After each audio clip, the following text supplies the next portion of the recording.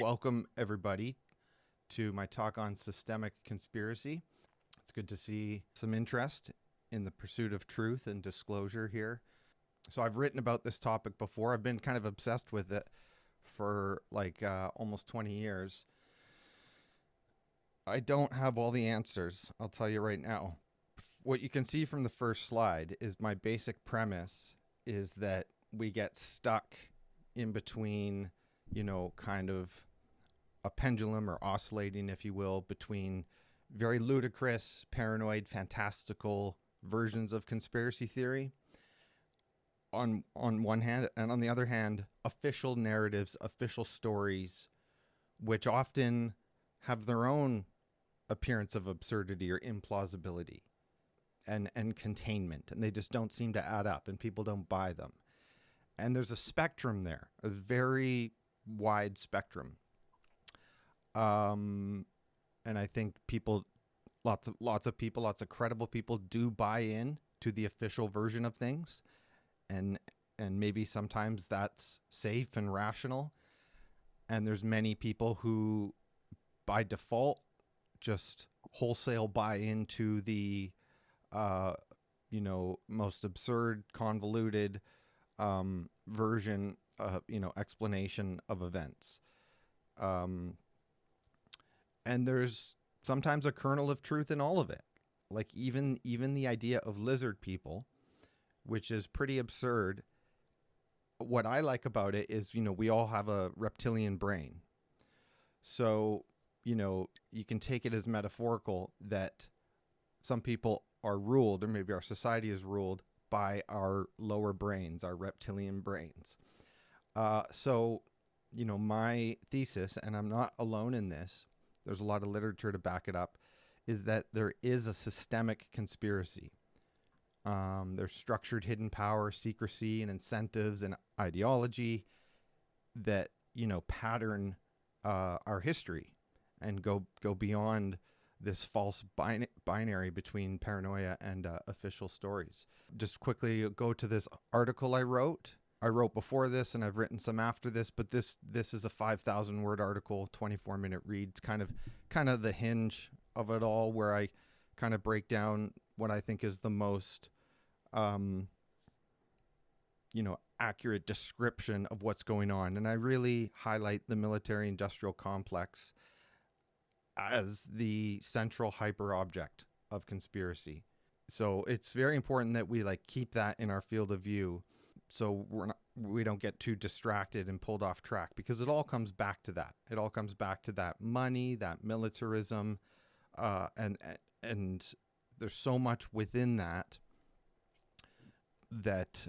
to explore, So you're better off to become that kind of theorist, that kind of journalist, investigator. In that, I offer a definition. Basically, systemic conspiracy refers to the system and the structural conditions that create incentives and pressures to participate, knowingly or unknowingly, in systems of power that have definite malicious intent, negative externalities, objectionable consequences, often illegal methods, and not to mention conspiratorial aspects and appearances, like intelligence agencies. Our concern is with the path dependence and social complexity that make war inevitable, or at least make it seem inevitable and justifiable when it is actually a business decision for some people. Speaking of the literature, when I worked on this stuff in my undergrad, I discovered that there was kind of three waves of conspiracist scholarship. And unless you know that, you could get sucked into different camps. And the first is to just kind of dismiss a lot of conspiracy theory as pathological speculation. And the Richard Hofstadter wrote The Paranoid Style in American Politics, and he wasn't totally dismissive, but he explained, how this is a feature of American history. I would make the argument that a lot of conspiracy theory is coming true increasingly. And so it's useful to look at all of American history, a lot of history, as a type of conspiracy. But not entirely, not exclusively, because we don't want to lose agency either. A lot of conspiracy theory tends to take away agency by projecting this all-powerful cabal or whatever, that it's almost paralyzing. You can't do anything. So the second wave would start to treat state power and deep politics more seriously, and I'd put Chomsky in this camp. He never made it to the third wave. Chomsky would hand wave away conspiracy theory. He was very dismissive, but he was very critical of, institutional power. And funnily enough, right, because of Chomsky's connection to Epstein, he was sort of in a conspiracy of his own, to whatever extent he realized it or didn't. He was embedded in a conspiracy. So I think, by showing these waves of scholarship, now if a new book comes out and it's just dismissive, you can, see how that fits into the first wave. And that's not really, up to speed and what we need to explain current events. So again, this false binary, on the paranoid side, we have overcoherence, projection, grandiosity, everything is connected, and that's a comfortable position, right? Potentially, but it's endless. I'm not going to bring it up because I don't have it convenient, but there's something called the Great Awakening poster. It's a huge, kind of infographic poster with a lot of words and connecting lines. And I asked a couple different AIs, just to estimate, how much of this is true. What's the accuracy? And it said like 80 to 90% of it was bogus. It was bunk. And like 5 to 15% was more grounded in reality, mentioning things that are real. And I think that is largely accurate for that poster.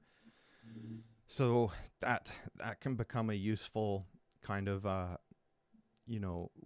way to deconstruct that kind of content and fit it over on this side. And then on the other side, official story, naivete about it, sanitization, plausibility management, isolated bad apples, institutional innocence, nothing to see here.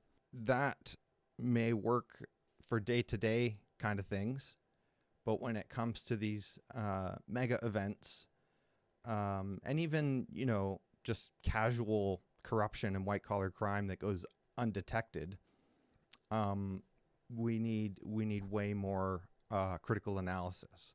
So the systemic conspiracy analysis, right, looks at structured hidden power, without omnipotence, real secrecy without fantasy, real institutions without innocence. Omnipotence thing is important because we know that a lot of these billionaires and so-called elites have their faults, have their blind spots. In some ways are just idiots, nepo babies, and sometimes they're kind of conspiracy theorists on their own.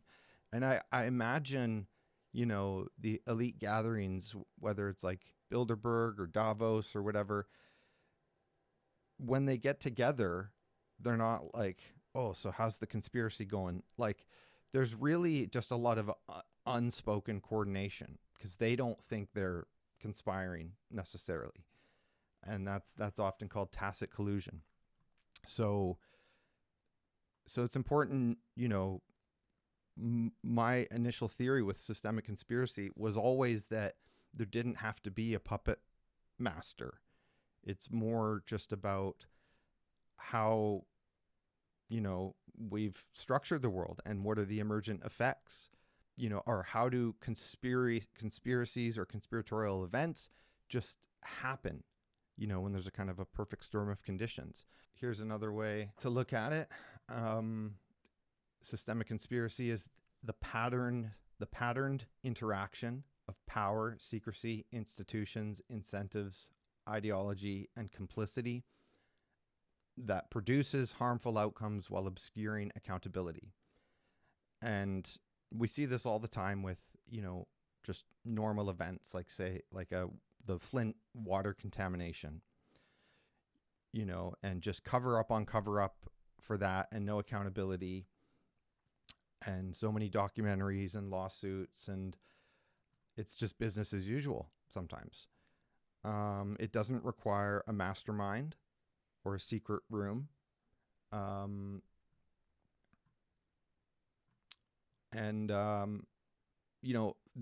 Like my presentation last week, this is an extremely high level kind of overview. I'd be curious when we get into discussion what kind of events and conspiracies your mind is flooded with, because I'm not even going to bring up that many, just 9/11, JFK, kind of the big ones.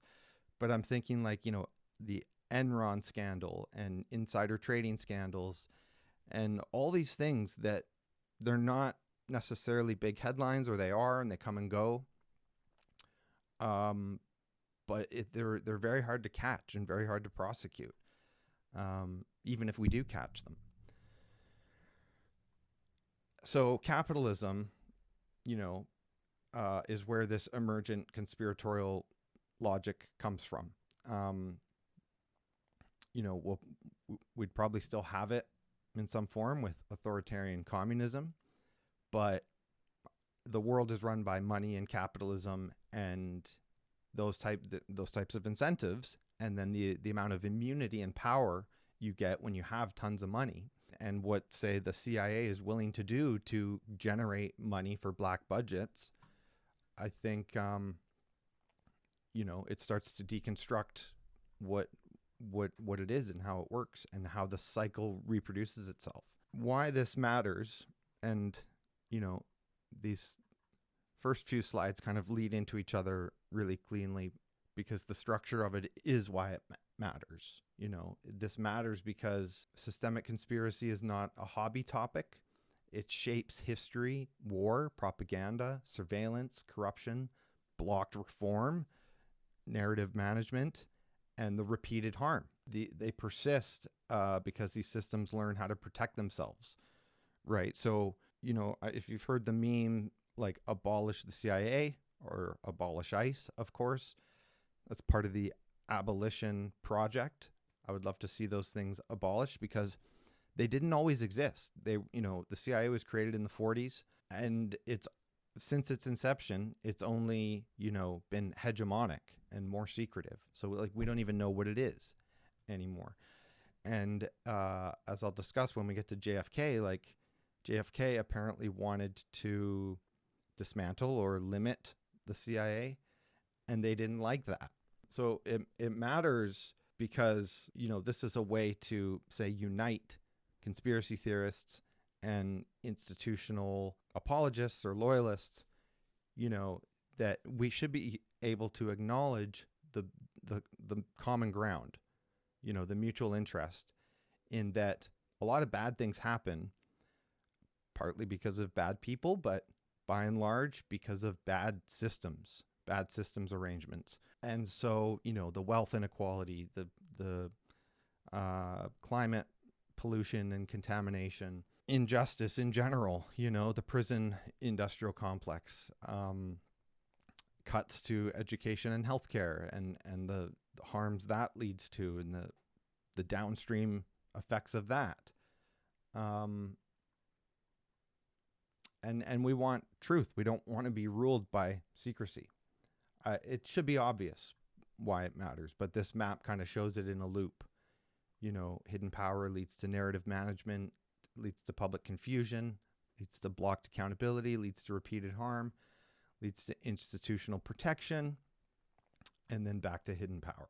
As we drill down the levels of systemic conspiracy, because it's a constant process of peeling back layers, and like, oh, you think you understand, but then no, it's deeper. Like the Epstein thing has so many levels to it, right? And the most talked about, most kind of publicly discussed is the sex trafficking, and that's important. But there's so much more to it than that. So a part of my insistence that this matters, as a sociologist, is that the real object of all this too is the social production of ignorance. The systemic tendencies and consequences of secrecy, inequality, and the cultural production of ignorance obstruct social consciousness. So this is why we have, going back to paradigm drift, paradigm grift, and rift, despite our best efforts, energies keep getting captured and we can't solve the problem. We can't stop war. And there's this sentiment, I think Julian Assange said it, it's like publics don't like war, especially when they have all the information. They don't want it. They'll protest it. So consent has to be manufactured, right? An idea that comes from Chomsky. But consent is manufactured. Publics are manipulated.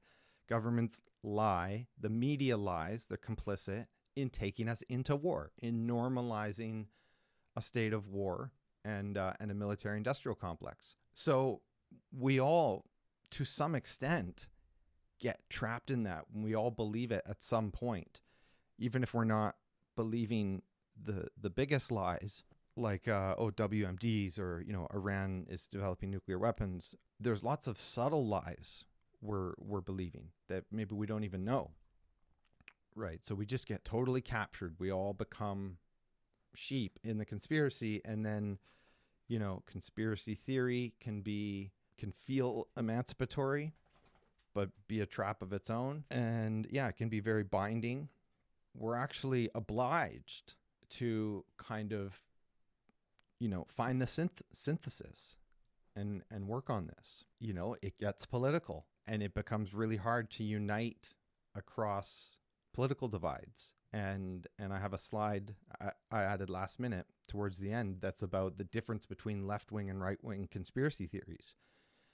And there's a big chasm there, so it's hard to unite across. And that's why these big events like JFK, 9/11, Epstein, if we can prove them, can be opportunities to unite people and to have public disclosure and real reform. I think what we're seeing is, we are so up against real dark hidden power. And that dark hidden power also includes a lot of just, out of touch billionaires. So above all, it becomes a public interest thing and public responsibility, something we want to make a historical phenomenon, not a present one. And that's the reality, is we're still stuck in unfolding conspiracy. Again, this kind of relates to, the initial slides, the triangulation. Different conspiracies or different types of analysis can fit into different case types, and they have different epistemic shapes, different common examples, and different failure modes.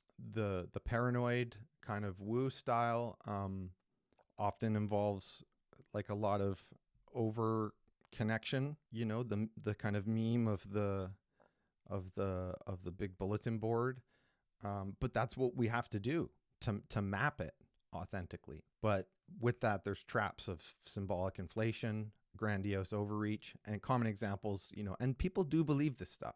Flat Earth, lizard cosmology, right, which goes back not just to reptilian overlords, but say, aliens, seeding human evolution, Q-style total fantasy. And again, there's seeds of truth there, but it gets so saturated with misinformation that the truth is kind of lost.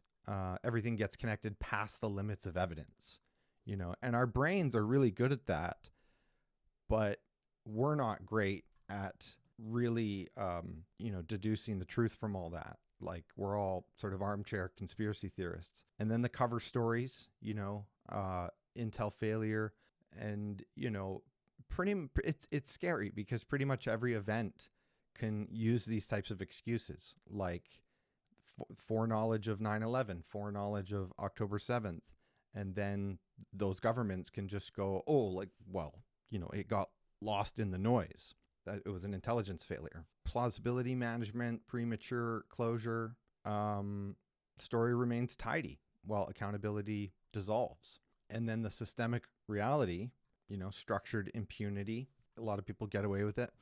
Common examples: military industrial complex, the war on drugs, state crime patterns. Why smart people miss it.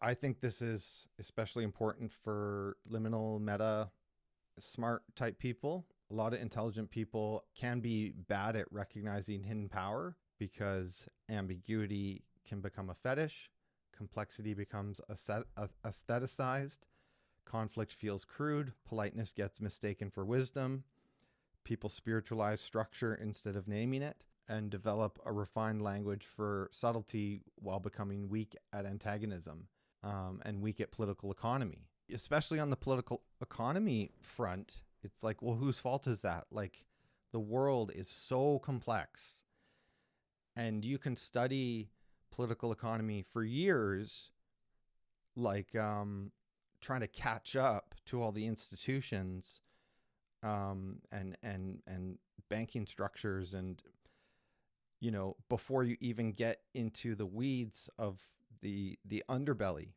of it. I'm thin on what's legitimate in political economy, like say the International Monetary Fund. Is that a legitimate thing, or is that just an instrument of U.S. hegemony and impoverishing the global South? Like I'm not an economist, and so I come at it probably through an already conspiratorial lens, because that's what a lot of sociological deconstruction of political economy does. And whether it's Marxism or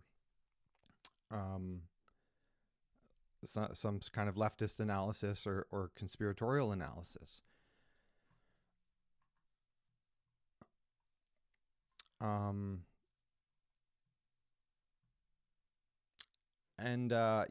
The more you're in the system, I think, you'll see a sort of order and clockwork to everything working around you. So you might be less prone to think a conspiracy is possible, like an actual conspiracy, like within, say, the FBI or the CIA. But thankfully, many of those have been exposed and admitted, so we know that they happened. And yeah, because power is good at hiding itself, like when we catch an Epstein, which it's fascinating, that Epstein was caught in a way, and then he got a sweetheart deal, but eventually he was caught again. Like, it just shows that there is some functionality, almost some justice, if you will, to a system that otherwise we don't believe in. We know the Epstein network and conspiracy is kind of all powerful, but also vulnerable in exactly this way, that there's so much overconfidence of them. There's so much sloppiness and so much, filmed and documented just as a matter of business, that it can get caught up with. But it makes you wonder, what types of conspiracies are always off the books. There's no paper trail, and there's likely actual protocols for how to do that. And sometimes, like I say, conspiracies just happen. There can be an understanding in a room where it's unspoken, and like, oh, I don't like that guy. Wouldn't it be great if he goes away? And then, one person overhears that and passes that on to another person, And then the next thing you know, that person's dead. So I don't have it in my slides here, but I'll bring up the concept of social murder, which comes from Engels in the middle of the 19th century, right? And that's that idea of murder at a distance, like healthcare companies, denying coverage and thereby killing people. There's all sorts of ways social murder happens at a distance, and there's no accountability for it. So I've always found this fascinating, because you can imagine, like, if one person murders another, that's a direct one link process. There, one step of causation. There's no chain there. But then if you add a hitman in between, like, okay, I'm going to pay this guy to kill that guy, that adds in one person. But imagine now you extend that chain to 10 people, 20 people, 100 people, or through a whole institution. Then, all accountability dissolves and vanishes. I just think that's such a key concept for us thinking sociologically, a bit conspiratorial too, to understand how much bad stuff happens, how it's gotten away with. And of course, in war itself, by and large, there isn't even necessarily a concept of murder. Like, the whole terms change, where, we got to do this. It's we got to stop the bad guys. We have to protect our interests. So why it slips through our fingers. Systemic conspiracy, thrives on that diffusion and fragmentation and distribution of power. And documents disappear or remain sealed. Inquiry is bounded. Media attention decays. The absurd contaminates the plausible. Disclosure is partial and managed. People get exhausted. So the result is this strange epistemic zone where something is clearly wrong, clearly structural, and clearly protected, but rarely is resolved into a perfectly neat public conclusion. And again, Epstein's a good example, because, Alex Acosta himself, who gave him the sweetheart deal, was told Epstein was intelligence, lay off. And then Alex Acosta was, given a cabinet position in the Trump administration later. Like, the whole thing is very self-serving, and, you scratch my back, I'll scratch yours. And with the Trump administration, especially, it's always been a kind of open, legalized corruption to some extent. And again, the more I study this stuff, I wonder how much they are aware themselves. How much is it malice, and how much is it just total narcissism and denial and solipsism, and this is just the way the world works, and I took my family on Epstein's plane, and it's all just networking. It's all above board. So many people have said that too, about Epstein, and maybe maybe they believe that. So at the end of the day, instead of ascribing all these elites with sort of omnipotence, I actually pity them a little bit, and I want to. It's dangerous to do this too much, right? To say, Trump's a clown and this and that, and that can be dangerous too, to minimize the danger and the harm. But I think a lot of these people are failing upward, because that's how society is structured, right? So there's this sense in which, if you want to, you can join the conspiracy. If you're doing something unethical and making a lot of money, you're in the conspiracy. You might not be in all the back rooms, but you're helping the system launder its own evil. I'll take a question mid-presentation, Morgan. Yeah, I think I've been operating on the premise that every single one of us is helping the system to launder its own evil one way or another through our consumerism, our work, our paying of taxes to corrupt regimes, etc. And I just wondered if you would agree with that. Yeah. Yeah, I do. I do. It's a scary implication, and let's cut ourselves a little slack just for realizing that. But I think this is why it's so emotionally hard for people to deconstruct. Like I said in Layman's integral session yesterday, deconstruction can be a really beautiful thing. People deconstructing from Christianity, or from capitalism, let's say. And yeah, it's very hard. It's very emotional because they're like, what have I been doing my whole life? Like just, you know, pursuing money, and it's not really meaningful. And yes, I've got this security, and thankful for that. But now what? Um, yeah, let's keep that in mind, because it'll be to very wildly different degrees for each of us how we feel guilt being a part of that and how we deal with that. Um, and of course, none of us are at risk to go to jail or anything for any of that. But let's just keep in mind, because I think as we free ourselves and free each other and others from the matrix, so to speak, it can be it can feel precarious and scary for many reasons. And yeah, we got to consider, what are we reproducing?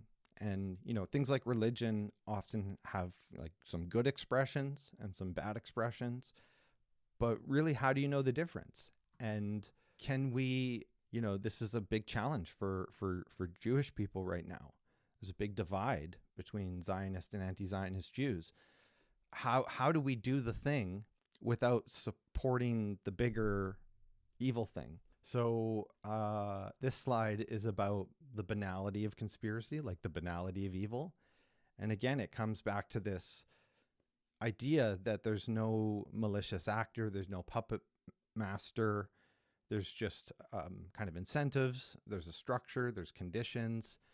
And I use the fliminal web as an example, not a dramatic master plot, but a recurring social pattern of self-protective pseudo-depth. And it can include a lot of people doing their best in what they think is, noble, accurate enough kind of meta theory and caution against certainty.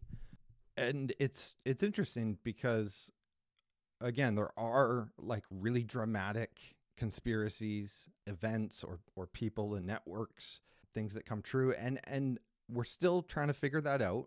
Again, as I'll get to with the big ones, like I don't have all the answers, but these things have been so studied.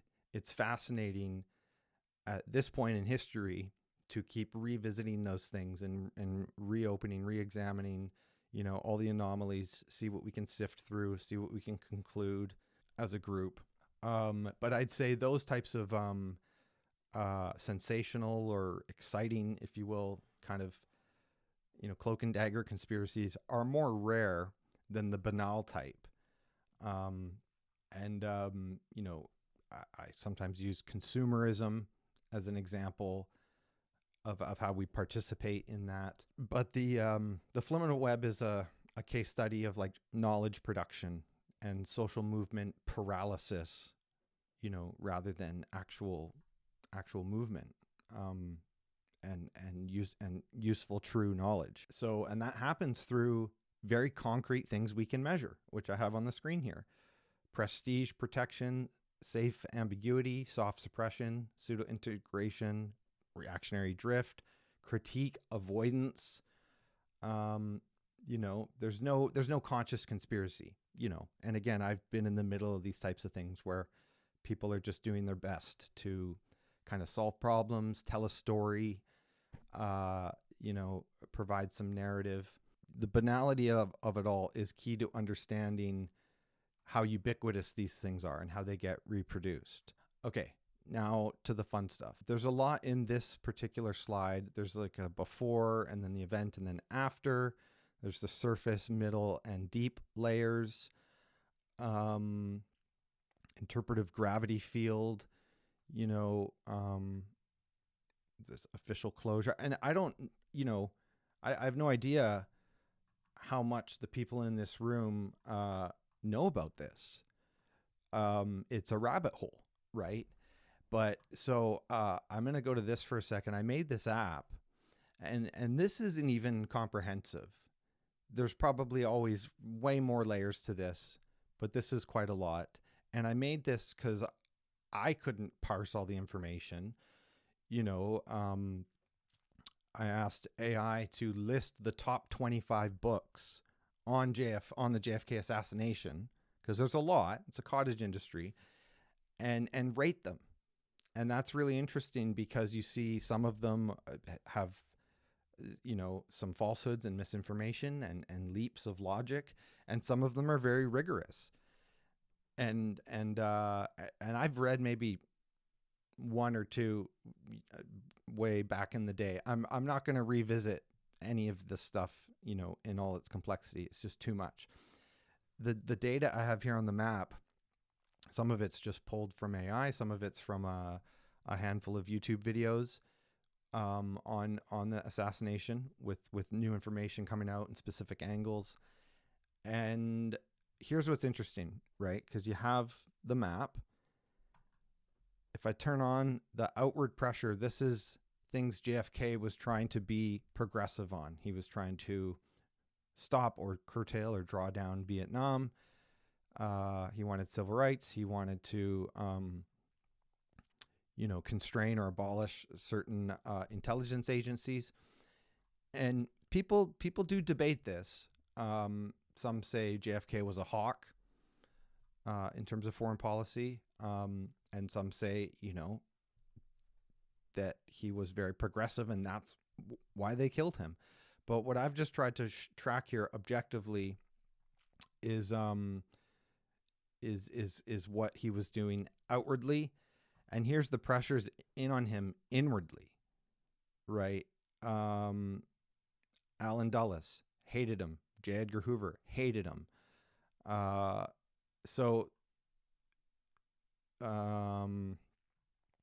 Cuban exile paramilitaries hated him.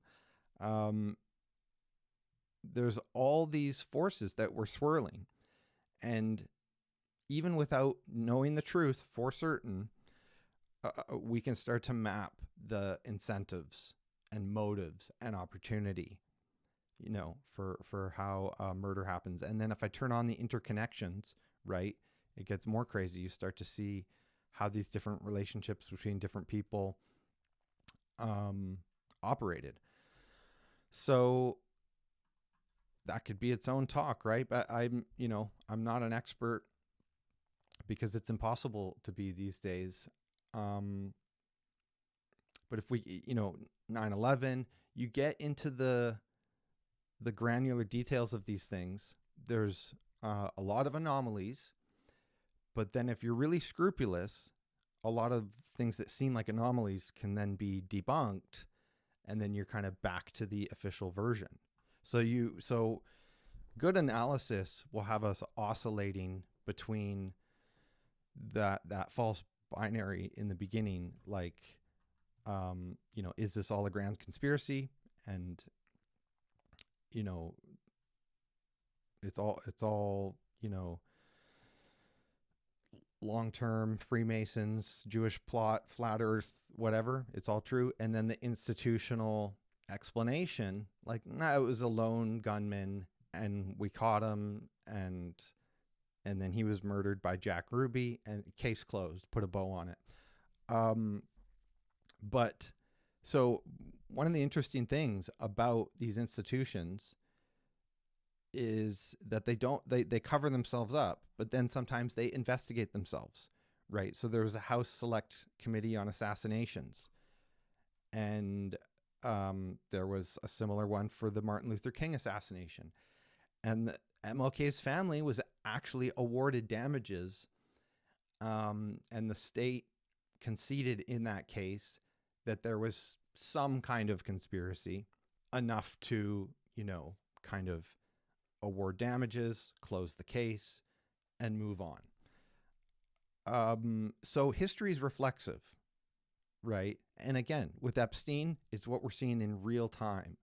There's attempts to close that, and the public, by and large, wants to blow it wide open and have total transparency, total accountability.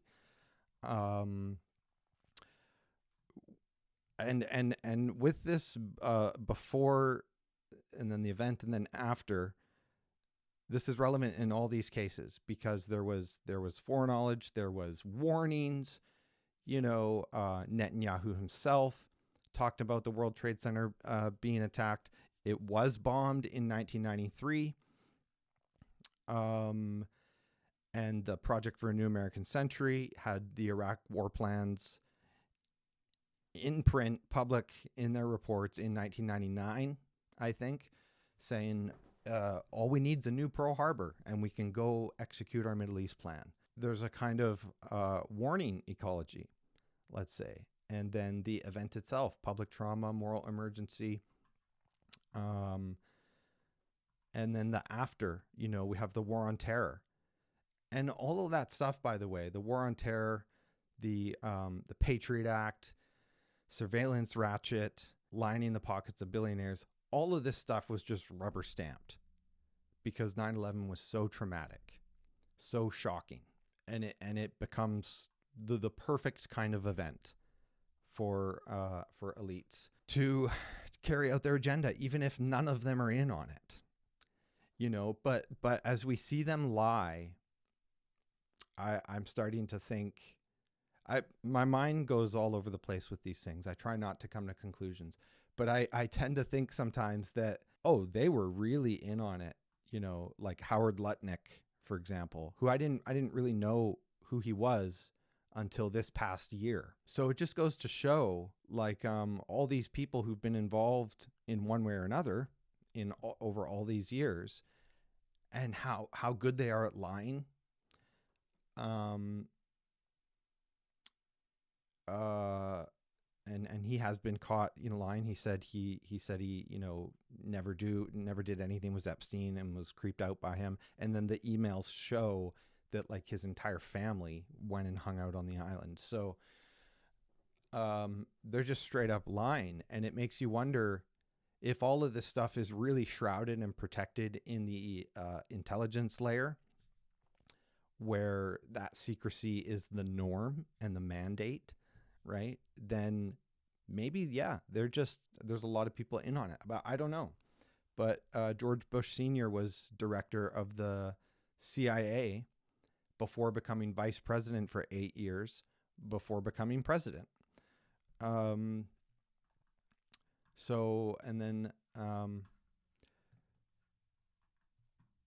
finally we get to Epstein, right? And I'm highlighting the highest profile cases that I also claim I can't solve, but that people, and there's a 1,000 other cases falling by the wayside. The CIA and FBI assassinations and COINTELPRO and anti-communism, all that kind of stuff ties in here, but there's just no time. I'm trying to give a very thematic overview. The Epstein case attracts fantasy overreach, especially the totalized blackmail cosmologies. But the official story also contains and individualizes the problem. The deeper lesson is about elite shielding, documentary opacity, asymmetry of consequence, and the way a real scandal can expose a system without ever fully exhausting it. Here's a map that kind of shows along the left axis, low to high structural significance. And then along the bottom, fantasy contamination to official containment. And, the Panama Papers, Watergate, Church Committee, COINTELPRO, Iraq WMD, like that. We're not conspiracy theorists. It's open knowledge from the very early days that the WMD thing was totally fake. So, but again, this is why we have to be rigorous and call it banal. I argue because many elites are trapped in, if not a kind of cult or boys club or, career dependency, they're trapped by the overwhelming logic of the military industrial complex. And they just go along with it because that's their job. And I'm arguing, as a concerned citizen, that that's incredibly spineless and uncreative and counterproductive. And but the reality is, the more you stand up to it, the more of a threat you are. So for some of these people, it's just, on one hand, a matter of survival, and on the other hand, they've deluded themselves into thinking American empire is the solution to all the world's problems. But I think this is so important for us as North Americans, because we need to defeat the actual conspiracy that is ruling and ruining the world. And I think it emanates in many ways from the US, from the military industrial complex. So one way to think about that and to address that is contrasting open conspiracy with closed conspiracy.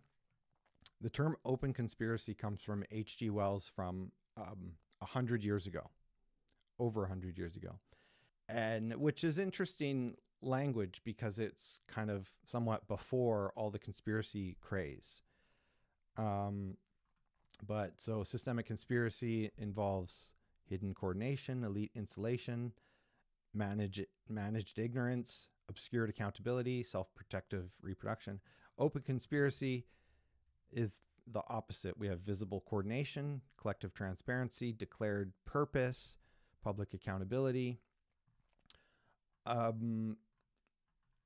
So that's just a conceptual way to also help scaffold, moving from a military industrial complex to a peace industrial complex. The last kind of contextual slide before we try to, come out of the rabbit hole is the difference between left and right wing conspiracy theories. Left wing often targets institutions, capital, empire, police, intelligence, oligarchy. And these are pretty mainstream and I'd say pretty legitimate. Left wing conspiracy theory is intimately connected to left wing critique and social emancipation and critiques of capitalism and power, anti-war sentiment. I use the word comorbidities here. I don't think it's not a comorbidity on the left. It's a positive relationship to be like anti-war and critical of, hyper wealth inequality and pollution. They're not comorbidities. A comorbidity is related pathologies that can compound each other. But the left can make mistakes as well, over totalizing. But the right-wing conspiracy theories, right, often target outgroups, minorities, immigrants, Jews, Muslims, feminists, queer people, globalists.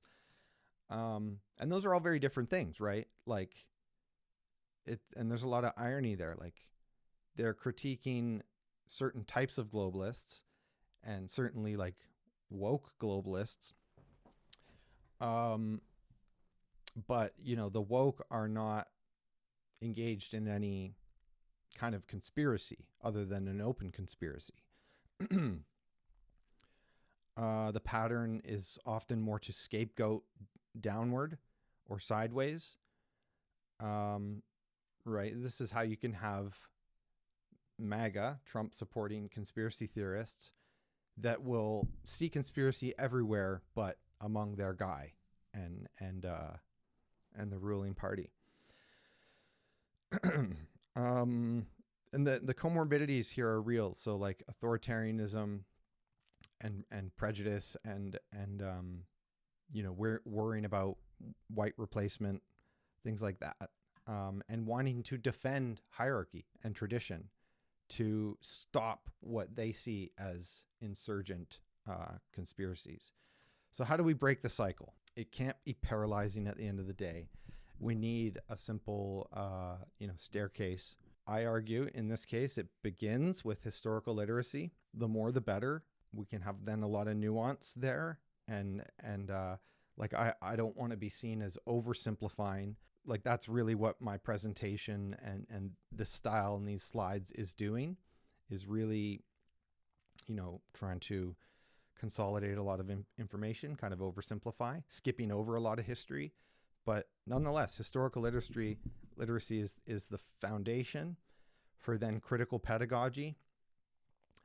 And that's a whole, kind of ethos of critical education and teaching and emancipatory knowledge, free education.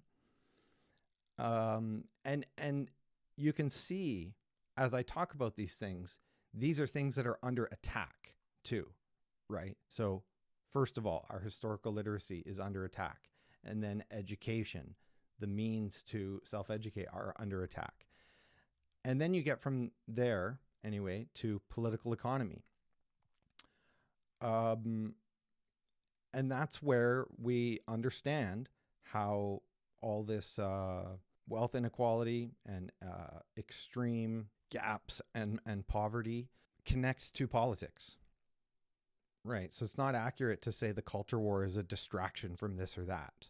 The culture war is the battlefront of the political economy, where we determine through discourse and elections who is in charge and what laws get passed, right? And because bad people have been in charge for so long, bad and or naive people that have passed laws that have made political economy worse, right? Like they can always afford more bombs, but we can't afford more healthcare or schools. So keeping those first two steps and the third step in mind is key. And then once we have that, or even at the beginning, maybe we need collective courage, better history, better institutions, better movement culture, less militarism and less taboo. Maybe that's not a concrete step, but just something that's throughout. I think we need collective courage. And then at the end, solidarity and transparency. So, the courage to say, run for office and make these changes, reverse the ratchet. Why this matters. So the last two slides, I try to put into context my series of talks here. Systemic conspiracy, which is today, I want to show how kind of relates to the paradigm drift thing, and also to my next talk on Israel as a very particular concrete case study. From paradigm drift, bypass feels convenient, and it maintains our innocence and avoids conflict.